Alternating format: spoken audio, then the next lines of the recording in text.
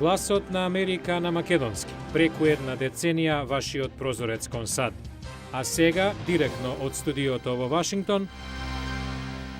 Добро вечер, ова е ТВ журналот News Flash на Гласот на Америка на македонски јазика. Со вас во оваа емисија ќе биде Јулија Велковска. Уште 4 години, председателот Барак Обама синоќа реизбран на функцијата. Победи во доволен број на сојузни држави за да ја достигне потребната бројка од 270 изборни гласови. Еве како течеше ноќта кога американците одлучуваа. Во долгата изборна ноќ, американците решија Барак Обама ќе остане во Белата куќа. Веста донесе ерупција на воодушевување пред изборниот штаб на председателот во Чикаго. Штабот веднаш огласи преку Твитер уште 4 години. Врвот на облакодерот Empire State во Њујорк засвети во сино бојата на демократите. Со втор мандат на резимето, Обама резимираш: било клучно да се слушнат гласачите. Без оглед дали го добив вашиот глас или не, слушав што имате да кажете и научив од вас. Ме направивте подобар председател. Иако му требаше малку време да излезе и конечно да ги уважи резултатите, Ромни джентлменски возврат. Нацијата е во критична точка. Во овакво време не можеме да ризикуваме со партиски препирки и политички позиционирања. Нашите водачи треба да се издигнат над партиските редови и да работат за луѓето.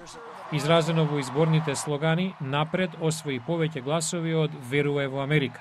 Според изборните платформи, оној кој вети дека ќе ја воскресне средната класа изби пред оној кој вети дека ќе оправи земјата со своето искуство на успешен бизнисмен.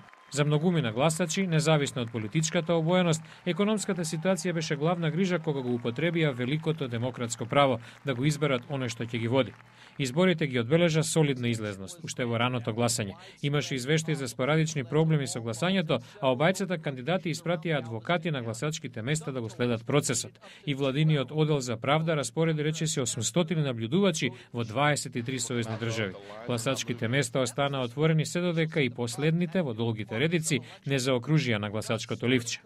Во другата гранка каде се избираше статус кво, според првичните проценки, Обама ќе ја споделува власта со представничкиот дом под контрола на републиканците. Сенатот остана под доминација на демократите. 2 места поидоа кај независни представници. Американците заминаа да земат барем неколку часа сон со ново стар председател по вистински изборен маратон. Кампања од година и половина, 3 ТВ дуела и илјадници реклами. Од Вашингтон, Ведран Андоновски од Гласот на Америка на македонски. А додека американците вчера избираа добриот познавач на ситуацијата на Балканот, професорот Даниел Сервер, во Центарот за странски новинари во Вашингтон прогнозираше каква ќе биде надворешната политика на наредниот председател.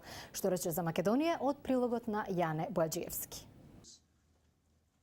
Познатиот политички аналитичар од Вашингтон во очекување на резултатите од гласањето на изборите во САД направи преглед на очекувањето од надворешната политика на наредниот станар на Белата куќа, од Пакистан па се до Балканот. А за Балканот еве што вели за можноста да заживеат преговорите за решение зимето како последица на почетокот на новиот 4-годишен мандат во Белата куќа. Не гледам можност за решение за прашањето за името. Искрено се надевам дека ќе ја видам Македонија како членка на НАТО не со постигнато решение за името, туку со прием под привременото име како поранешна Југословенска република Македонија. Кога? Професорот на катедрата за виши меѓународни студии при Универзитетот Џонс Хопкинс одговара. I would like to see Macedonia in NATO at the next summit. Би сакал да ја видам Македонија во НАТО на следниот самит, дури и тоа да се случи под привременото име. Како што подвлече, за жал не гледа нови ветришта за решавање на името и на грчката и на македонската страна, првенствено поради недостигот на волја за компромис.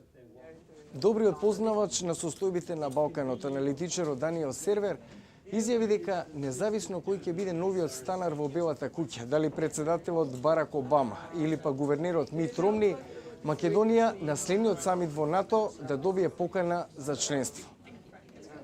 Јане Бојаджиевски, Глас на Америка на македонски, Вашингтон.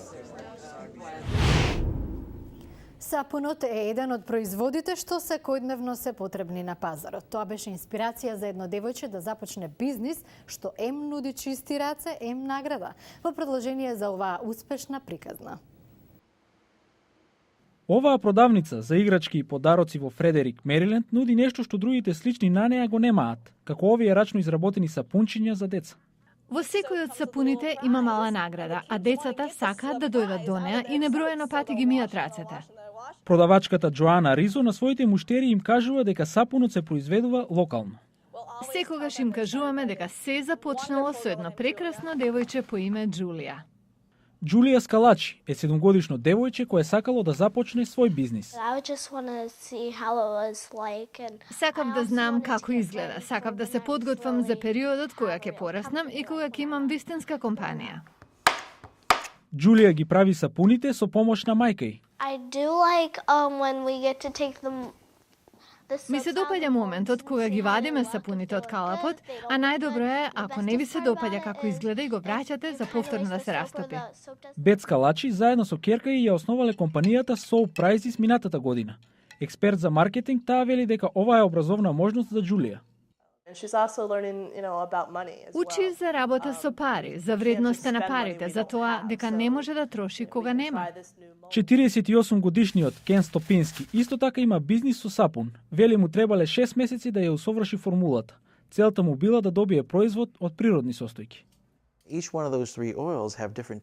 Најважниот дел од неговото производство за сапунот, вели тој, е мешањето на состојките. За тоа е потребен 1 час. Со ваква страст и внимание на детали, малите бизниси за производство на сапун во САД цветаат. А во наредниот Ньюсфлеш, ноќните пазари на Јужна Калифорнија. Не пропуштајте утрешната емисија. Пријателска атмосфера, вкусови на Азија и сето тоа во Лос Анџелес. Гледајте утре во Ньюсфлеш.